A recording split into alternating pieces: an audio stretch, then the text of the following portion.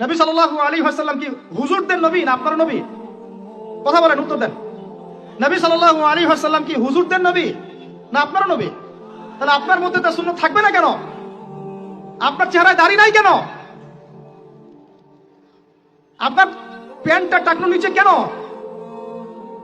কেন আপনি নবী সাল্লাল্লাহু আলাইহি ওয়াসাল্লামের জীবনী সারা জীবনও একবার পড়ে দেখতে পারলেন না?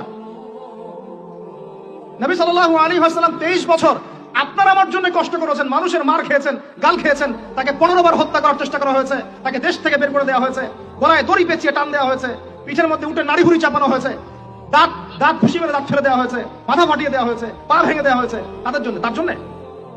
তা আপনি আমি কেন তার জীবনী পড়ে দেখলাম না কখনো? কেন আপনার চেহারায় দাড়ি থাকবে না, আমার চেহারা দাড়ি থাকবে না? কেন আমাদের প্যান্ট টাকনো নিচে উপরে থাকবে না? কেন আমাদের কথাবার্তা, চালচলন, খাওয়া দাওয়া, ইস্তেঞ্জা করা, নামাজ পড়া, প্রতিটা অ্যাক্টিভিটি সুন্নাহ মাফিক কেন হবে না? এটা আপনাকে হুজুরকে শেখাতে হবে কেন? এটা তো আপনার দায়িত্ব, শেখা নিজের দায়িত্ব। আল্লাহর রাস্তায় বের হতে আপনাকে বলতে হবে কেন? নিজের তাগাদা থেকে আপনি বের হবেন। হুজুররা কবরে যাবে, আপনি যাবেন না? উত্তর দেন। হুজুররা, তোমরা উত্তর দাও, ছেলেরা, ইয়াং জেনারেশন, তোমরা যারা আছো, হুজুররা কবরে যাবে, আমরা যাবো না?